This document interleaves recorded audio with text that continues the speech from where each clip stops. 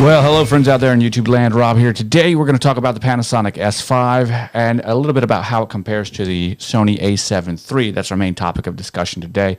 I hope that you have a good time with this. As you know, it's summertime and sometimes streaming to you guys becomes a little bit more difficult. So if you have any questions or comments, don't forget to leave them down below. Also, this program is not sponsored by anybody, so if you like what you see and you'd like to support the channel, go ahead and hit up those Amazon links down below.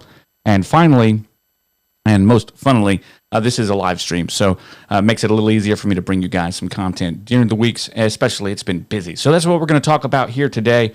The a7 III kind of is a comparison to what has become my favorite camera, the Panasonic S5. Now, it's not without some drawbacks, and we'll jump right into that here in just a moment. Before we get going, I always like to give you guys some pro tips. So I got my paperwork out. Two things. If you're ever working with YOLO Box like I got over here, always be recording on your camera. So if you're doing a live event, it does not cost you any money to push that button to record. If you're not doing that, you are losing money and possibly hurting yourself in the case that you actually lose the live stream for some reason. So get the storage media, push the record button, be happy, okay? Number two, you guys may not know, but I have a production company called Chris West Entertainment. Now, this is new for 2022. My brides and grooms have asked me for a long time. They've said things like, hey, you know, you provide audio and all this other stuff. Have you ever thought about providing DJ services and things like that? And the answer is yes. Actually, I kind of kicked off this back in 2015, 2016. It didn't really take a big start. I needed a couple more people in order to help the business both be photo and video-centric as well as be audio-centric. And so back on 2022, now we're back on track. And the reason that's important is because if you guys have seen these before, this is my photographer's reference guide. This is what my photographers use when we're out and about, right? Okay. And it's got my signature list of shots on there, a timeline, the gear, checklist, stuff like that. It's very important for our brides and grooms to have the same consistent type of service. Well, to include that, we have one for Chris West Entertainment. So as you can see right here, you've got all of your different information from your playlists, the things that you might play. And we'll talk more about this later, but the idea with this, like anything else, is to give your team backups so that if they don't know what to do because something goes wrong, they've got a plan that you've already made. On the plan on here, specifically for Chris West, I've got playlists, songs that the brides and grooms all like that are already on here. And a lot of you DJs out there will be like, I don't play by no playlist, man. Well, great. Keep doing it by yourself, right? Because if you ever want to expand your business and you expect to have people on your team, well, some people may not know what you know. And the way you unlock the power and the potential of your people, this isn't buzzwords or anything like that, it's for real, is you give them trust and faith and training. And part of that trust and faith is making sure that you got their back. This playlist right here helps out quite a bit when we're out and about, and maybe we just need something that's to pull from that we know the bride and groom like because something's not hitting it. And not everybody is the same kind of DJ that you might be. So you might be the amazing best DJ in the world, but you're not on Chris West's team. And so if you've got your own team and you do it your way, that's great. I'm not saying that this way is the best way to do it, but my brides and grooms love it. Something else that I've gotten into a combination of doing is what I do is that while I'm out there playing, I use my Tascam and I'm recording a mixtape of what I'm playing for the bride and groom. Now, this is so cool because I will hand them either a cassette tape, depending on if I bring the deck, or a CD or a couple of CDs at the end of the night with select songs that we've played with the live toasts and everything over back. So now they actually have a mix of their music from that night as it was played, as we mixed it live on location, which is pretty cool. That really fits in with what we do at Chris West. We mix your favorite, spinning your favorite tunes live on location 24/7. So it's kind of an interesting process that we go through there. Now, as you're listening, we're getting ready to jump into this. I can hear that my noise gate is kind of acting a little funky on this, so I'm not going to fix it just yet. But if you guys hear some audio things or cues, let me know that.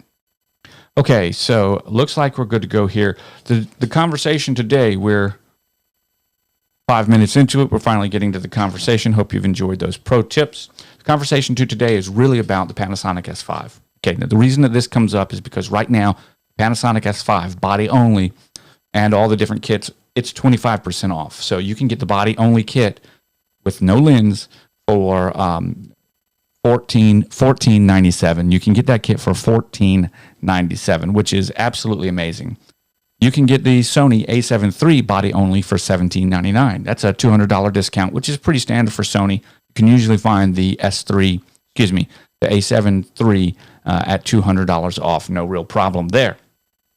So what we want to talk about is why you would choose one over the other. Hands down, I want to just give you the negatives up front. The Panasonic S5 does not have as good of autofocus as the Sony a7 III. It's that simple. If you require autofocus and you cannot work without autofocus doing the heavy lifting for you, then I don't think that the Panasonic S5 is for you. It might be. It might be for you most of the time, like in good bright light.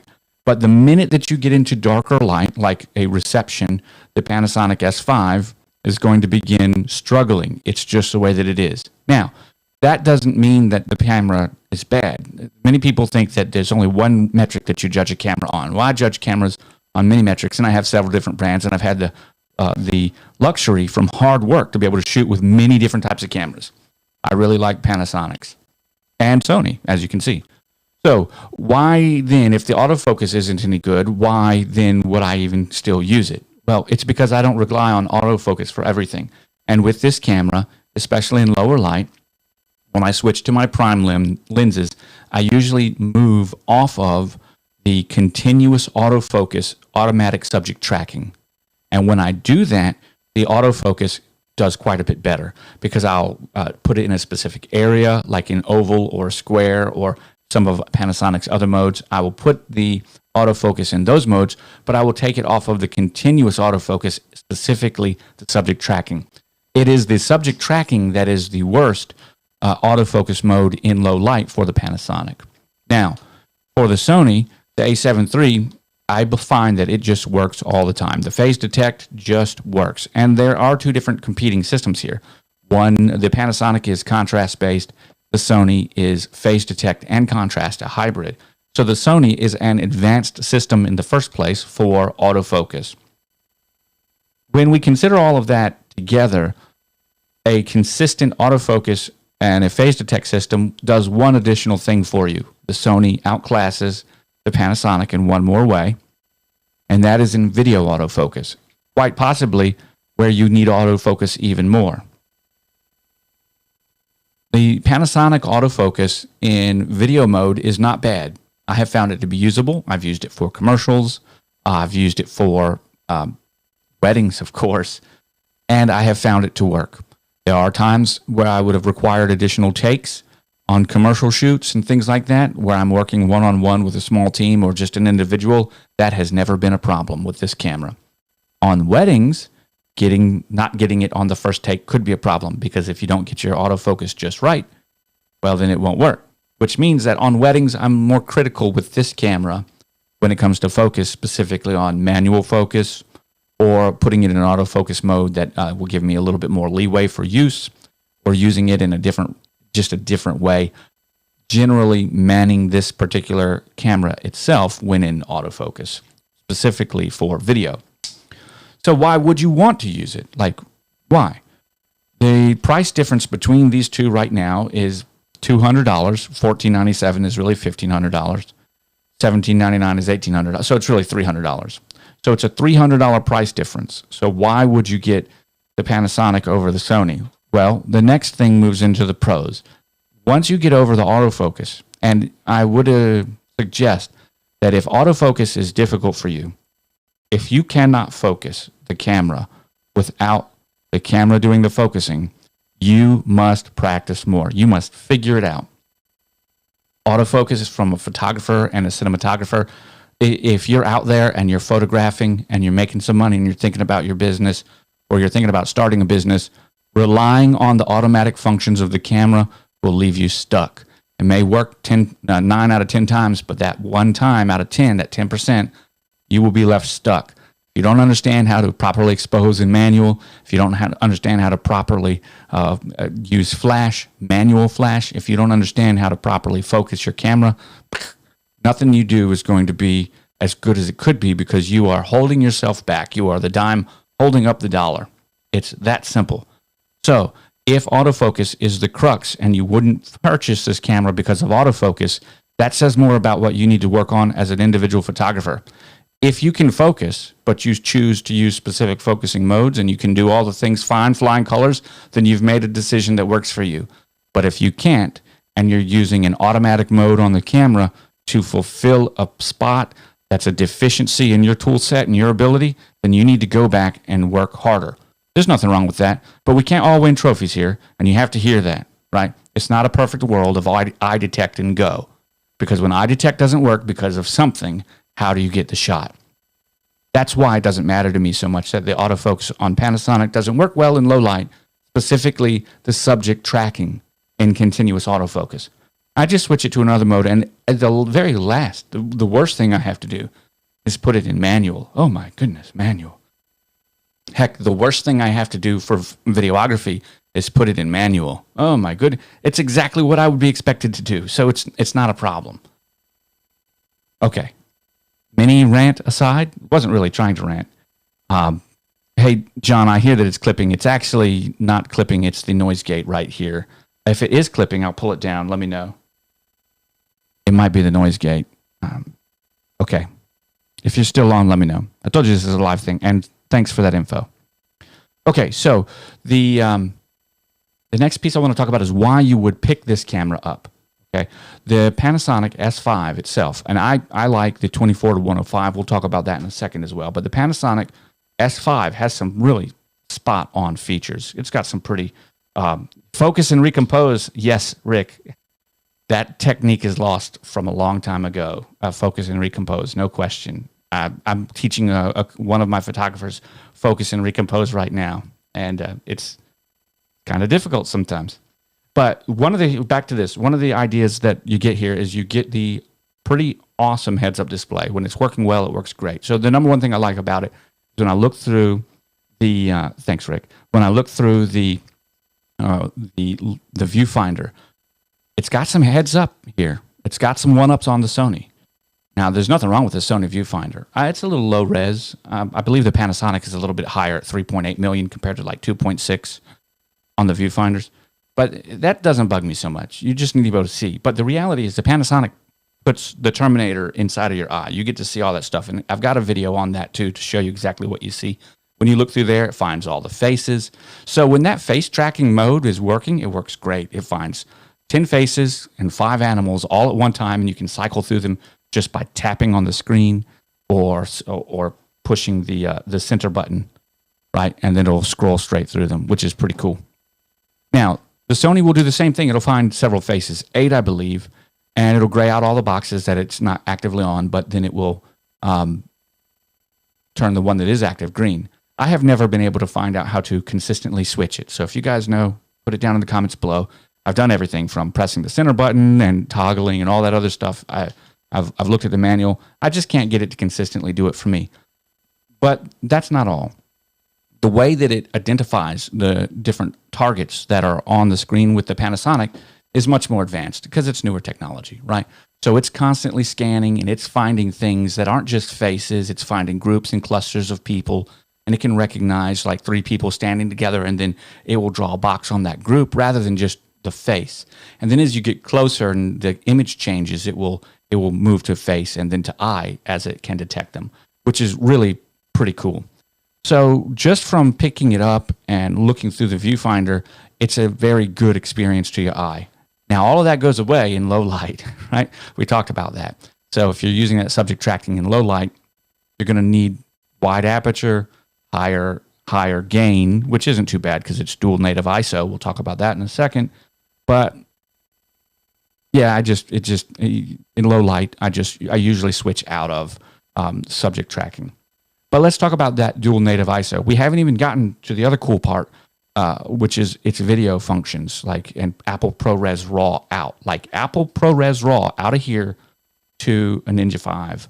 Now I've got one, which means that I can get on a 512 gigabyte, I can get 28 minutes of record time on a 512 gigabyte external hard drive into my Ninja 5.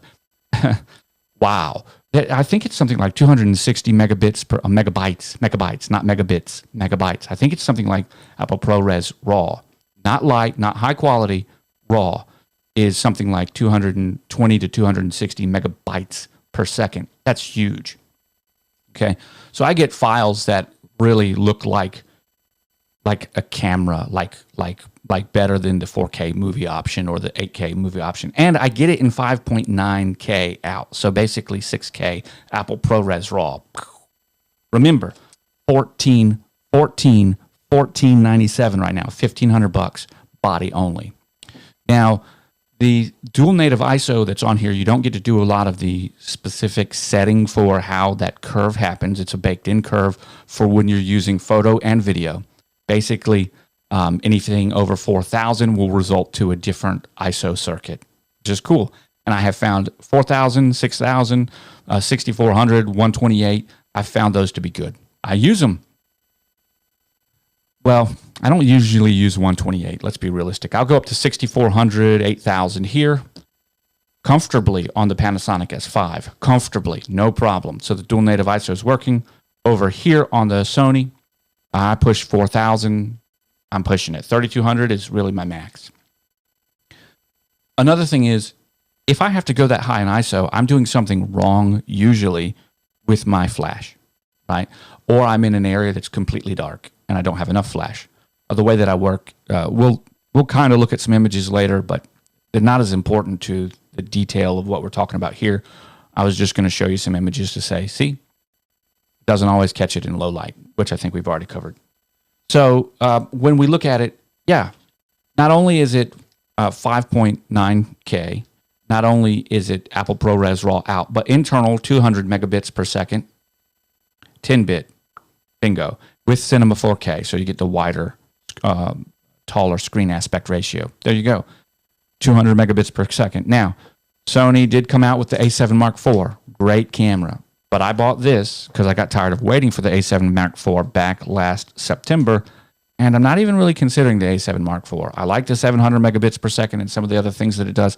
I like the full-size HDMI, micro HDMI over here. But I don't see a reason to change other than one thing, and that one thing is autofocus, right? So if I was going to get the A7 IV, if I do get another a Sony camera, I'm actually considering buying another A7 III. Now, but I'm also considering buying another Panasonic S5 because a pair of these cameras right here would really be that good. I want to show you something else that is pretty cool. You can pick up the 50 mil right now. It's $100 off for $397, right? You can pick this lens up. This is a 50 millimeter f1.8, and Panasonic has created all of their first party glass. I'm going to get one more. I'm looking for the 12 to 60. There we go. They've created them with a roughly similar size, not including their zooms, right? So that they can fit on top of your camera and balance the same on a gimbal. Now, I've got a Crane 3S over there, and I can tell you that's exactly true. When I switch out, even this, my 620 to 60 for my 50, and I'm not extending the barrel, then yeah, I don't have a change in center of balance. But one of the cool things about these lenses, other than that center of balance change, is that it has already compensation for focus breathing and things like that built into it. So when we talk about cameras and we want to talk about, where is it? Oh, distortion. I've got this absolutely gorgeous Sigma 28 or 24 to 70 f2.8 on my Sony. This is the Art. You know, it's been out for a while. Nice lens. Problem is, I've never really enjoyed this lens. I regretted going from my Sony G 24 to 105 to this, the f4 to this. And I regretted it because at the 24 millimeter end, it's way distorted. It's way, way distorted. Even with distortion corrections turned on, there's always a little bit of extra tweaking. And there's quite a bit of vignetting. And all of that hides behind the profile, but even on this lens, you can still see it. It's only at 24 millimeters that it really bothers me.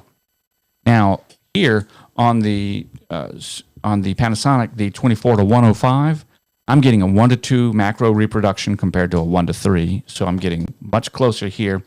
And because of the cinematic movie certification that Panasonic is making with all of their first-party lenses, it's got things like linear control built into the camera, so you can choose to have your focus to linear or not.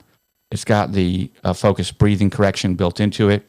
It's got the chromatic aberration, which seems to do a far better job in any of the profiles that Sigma has, especially in Lightroom. All of these things are built in to the camera raw. You can turn them on or turn them off as you wish. So it just makes my photographic experience better. Now, from my understanding, the a7 III and the S5 are using the same sensors, right? Now, please let me know down in the comments below, but I believe that's an IMX410 sensor, which means that the difference between the output between these two cameras is going to be very minimal. One thing I do notice is that I get about a 40 megabyte file from my raw output on the a7 III, and I get a 32 to 38 megabyte file on the output from the the Panasonic S5. Is that enough of a difference to make a difference? I don't know. I haven't seen it. I don't think that I've seen a big difference in the characteristics of the editing from the RAWs. If I did see a difference in characteristics, it might be in the highlights, right? And I don't know that for a fact. We got a question or a comment that just came in from Rick. He says, hey, that Sigma is his favorite lens, but it's a bit distorted at 24, and I do not have noticeable vignetting. Okay, that's a good point. So I might have a little bit of hate, Rick. Thanks for your comment. A little extra, because like you do when you buy a new lens, going on 3 years ago, never happened to me before, but I dinged it on something within the first week of actually using it, and I have a little crack. Now, that crack hasn't migrated or grown, and it's only in the front element, and it doesn't appear to have any issue on the actual lens itself. But for me, I have always noticed there to be distortion at 24 and vignetting. I've noticed I have to go in there. But that's just lets you know everybody's copy might be a little bit different. Otherwise, optically, the lens is great. Other than 24 millimeters, which, as you can see, I can correct. I don't know if that's from this lens or not, but as you can see, I can correct them, obviously. So I'm not so worried about the distortion or the vignetting because it can be corrected. I'm just saying that's what I've experienced. But thanks, Rick. I appreciate your comment. Now, I want to talk one more thing. I have really enjoyed the Panasonic lenses because of that cinema certification that Panasonic gives them. And this is where I think there's something that's not just lip service. I believe that something's actually happening here. And I believe that it's happening here because it seems like Sony jumped on board with it. With the a7 S3, they started in, I believe it was the a7 S3, pretty sure it was, where they started implementing the automatic profile correction for focus breathing built into the camera. So when you were, for focus breathing and vignetting and distortion, they also added the stabilization using gyro built into the camera, which was pretty cool. Yeah, so Panasonic was doing it before Sony was, is my point. And I'm sure someone else, there was an epicenter for that idea. But I know that Panasonic put it on there, which was pretty cool, so I didn't mind seeing it. So that's why I like these lenses. Now, I don't have a lot of these lenses. I just have these two. If you're going to get the kit, remember, this whole thing is a comparison, right? It doesn't matter to me which one. 8-bit, 100 megabits per second max. 10-bit, 200 megabits per second max. Or Apple ProRes RAW output. 4K compared to 5.9K. Of course, the new Sony a7 IV, which is $24.99. Yeah, it does what? 6.9. It does 7K, 6.9K, something like that. Downsamples. It's pretty cool. This downsamples a 6K image to a 4K as well on the Sony. I've got no problem using the a7 III for video. I've never had a problem using the a7 III for video. I enjoyed it back when it began, and I like it now, so it works well. So I think it comes down to a shooting style. The two cameras feel different, and you're going to interact with them. Well, you won't really interact with them differently, but you will approach your photography differently. Okay? So the Sony is definitely smaller and lighter. It definitely feels solid without question. It's Sony. I really like it. The Panasonic, bigger, blockier, boxier. Volvo, they're boxy but good, right? That you get that feeling. And as you see, I use grips on all of my cameras because I need them. I'm walking around with cameras for 8 hours, 10 hours a day. The grip is important, and I use a sling as well. For me, I have always preferred a bigger grip, and I usually carry my camera in this two-fingered grip, as you see right here, one going across the top right there and one down here. and I've got this kind of a grip on it. That's just how I do it. Take my picture, go ahead and do. Now, for me, as a wedding photographer mainly, having a screen that will flip down, a fully articulated screen, was not something I ever wanted. Oh boy, am I glad I have it. I never knew I wanted it, never thought I would want it. The only thing I liked was tilt, so I didn't have to get down for those sick bride shots anymore, those really cool shots from the down angle. It made it easier. I used to have to lay on my stomach to get them. But this fully articulated screen works great for me. And my favorite part is I can turn it backwards and close it so it can completely get out of the way. Just let me focus through the viewfinder when I want. I like that. As far as the buttons and everything, I don't think you're going to have a problem with either one. And that, again, comes down to how you're going to interact with the camera. What are you going to do with it? For me, my favorite pairing is the 24 to 105, or Nikon, when I was shooting the D750, had a 24 to 120 that I absolutely loved. It was an f4. I tend to prefer zoom lenses on these cameras. I tend to prefer f4 because I give up the extra stop of light, get the extra reach. Tamron has completely gotten and negated all that with their 35 to 150, I think it is, f2 to f2.8. If they make one for Panasonic, I'll buy one. Sure they will, and so at some point in time I'll get one for Sony, because then I wouldn't change lenses at all. Then I use primes. There you go. I think the most important part we're going to talk, I want to show you a couple of shots, so come with me over my shoulder. Zoom in a little bit. Oh. All right, I just want you to kind of see over here. So as we're looking, everything's good to go, nice, sharp. Where's my...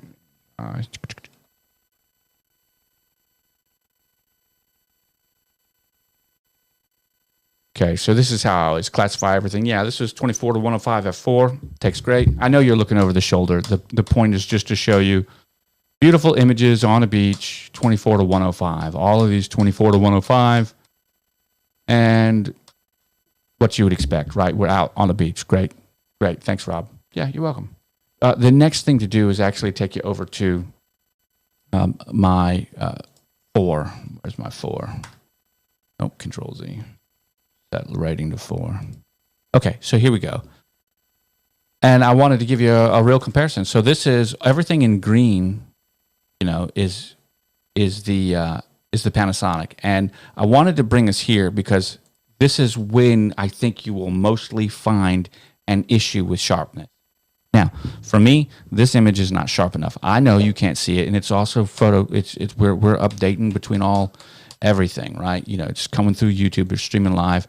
But this, for me, yeah, I can sharpen it up some, but Sony is just sharper in a low light environment like this. I'm shooting a 1/60th of a second. I'm using a flash, and I'm using the 50 f1.8, and that's the Lumix. Okay, I can show you some in a second, but the 24 to 70 Sigma was just nailing these that Robert was doing. He was just nailing them right here. So what is causing the lack of sharpness here, right? And the answer from everything that I can tell is the focus is missing, because at this point in time I was using continuous autofocus, right? And I was using subject detection. So because it was dark, although the box was being drawn on the face, and this isn't even really that dark, friends. Friends, let's be real. Look, you can see the background, right? This isn't that dark. It's 5 o'clock, lights coming in from the side. Really no lights on in the building, but I wanted to show you, this was where the Panasonic struggles. Here's a mirror. Mirrors, that contrast detection struggles. I'm trying to photograph on them in the mirror. Now, this may look pretty to you. It is completely out of focus, so much so that I can't use it. I won't use it. So all of these, if you can tell down here, there are a couple that are in focus, right? But the majority of them aren't. So we've got this one that's in focus, and it's not even in the type of pin sharp focus that I'm looking for. And then these other ones, although that's the back of her head, they're completely not in focus. So this is using that 50 millimeter. So what do? You cry about it, right? I start crying, right? That's what I do. Oh, no, of course not. I immediately switch, right? When I realize that it wasn't focusing the way that I want, I immediately switch to, instead of subject detection, zone. And I'm using the oval here, and I just put it on their face, and boom, focus and recompose. I've got the oval, in this instance, on the right-hand side of my screen. So if this was the screen, if that was the shot that I took, Let's zoom out. I had the oval right here on the display, and I just kept it there. And then there we go. Same thing over here. Now, for some reason on these, my flash didn't fire. I think I shot so many times it got angry and turned off. That happens. I use a Godox V1 system. They suck, but they're good, but I don't like them. But I use them because they're expensive and I got them. In any event, okay. Right, everything being the same. You know, even these shots where she's throwing right here. Right, everything being the same. Not all of these are my faves. Right, but okay, we're still doing it. Okay, everything's good. Now I just got to switch immediately. Well, I need to show you the nighter shots, the darker shots at nighttime. Okay. As you can see, it's just missing. Okay. Right? Now, I knew this. I knew this. There was no, this isn't something I was not prepared for. That's totally fine. In the darker environment, I wasn't getting the tight shots that I wanted. Let's go ahead and immediately skip over here to Sony. Boom. Every shot in the mirror. Look, focus. That one's not focus. Focus.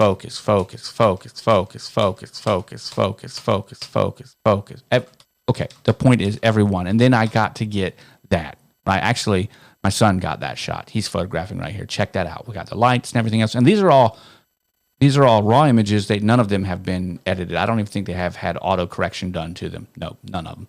So this is just straight out of the camera. The point is I'm trying to share with those guys that I get a lot of questions about focus. Check that out. How cool is that in this mirror right here? And so I want you to see the focus. I want you to see the colors too. Now, the colors don't matter as much because you can change it all in RAW. But here you go.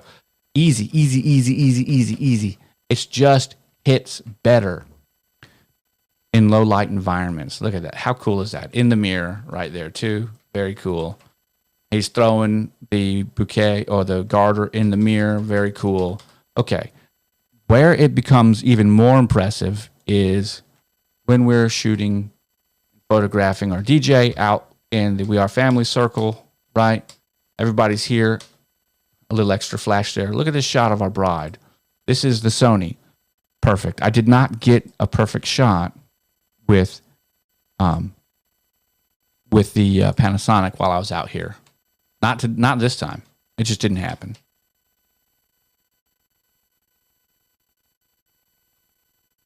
In fact, at this point, I just kind of like turned over the entire show to Robert and let him take care of it because I just wasn't hitting. Now, that's not I guess that kind of sounds like I gave up a little bit. Let's not do that. Let me not do that to you. Okay, where are we next? We got another one. Where's Ayanna Coleman? All right. Okay. So now let's give you this one. I can't let you think that it all sucks. Right? Here are beautiful shots that were coming up. I see I got a comment over there. We'll read that in a second. I want to show you what the Panasonic. This is now. Here we go too. This is Sony's. I want to get over here to the Panasonic. Check this out. The Panasonic. Beautiful shots on the beach. None of these have been edited either. These are still waiting. They're in production, right? On the beach. Beautiful shots, right? But we know that it's going to do fine there. Let's go to inside. Now, look at these gorgeous shots. Boom, boom, boom. These are more portraits. We're doing portraits inside. They're 100%. But here's the deal. See, this is the thing. When you're focusing correctly, right? Although I don't have access with the Panasonic to the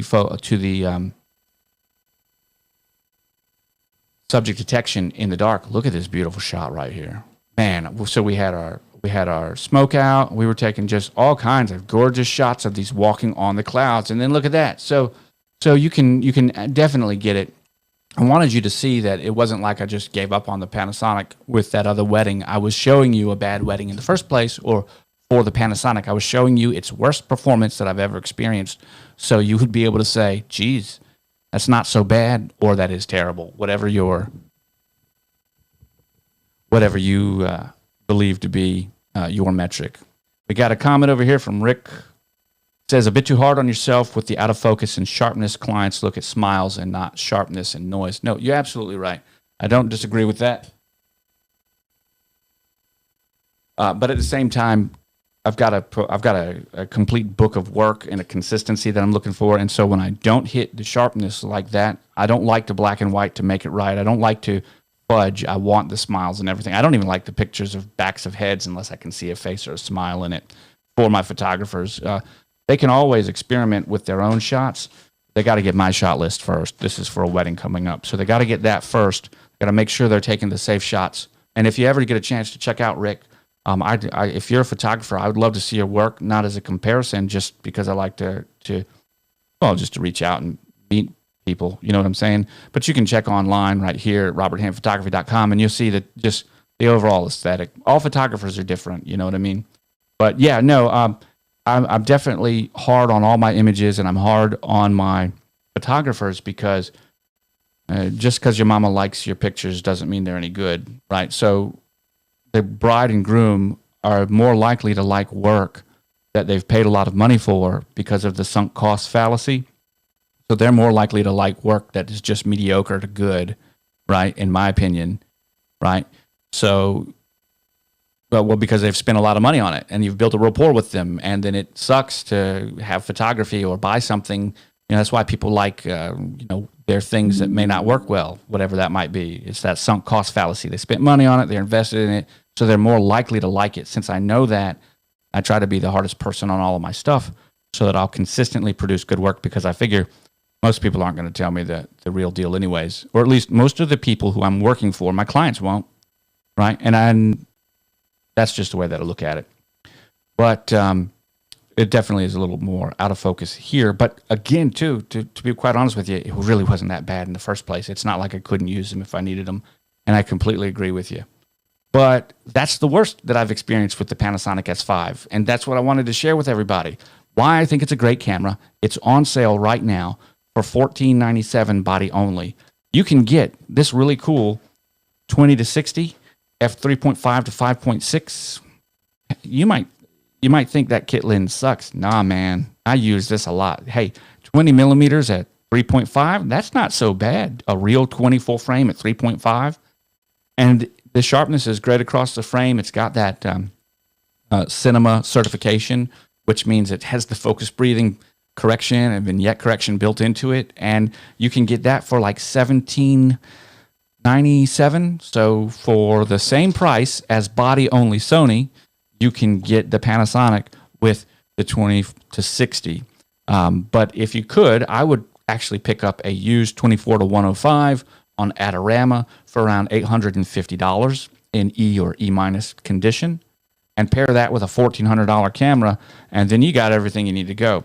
I have never really been in a situation, low light, with the Panasonic where I have had the light be a problem, other than, of course, the autofocus like we talked about. That dual native ISO is really, it really is something. And I can pull a lot of detail out of these images. It's been a lot today, my friends. I hope that you have, well, enjoyed the conversation just a little bit. I'm going to send you out to a little bit of Stay Right Here. I'll check the comments back for a little bit, but I want to thank you guys for watching and remind you I'll catch you all on the flip side. Bye for now. So many nights living out at sea that my heart is gone vacant. And everybody who was close to me all stayed on dry land. So now I'm driving back on interstate.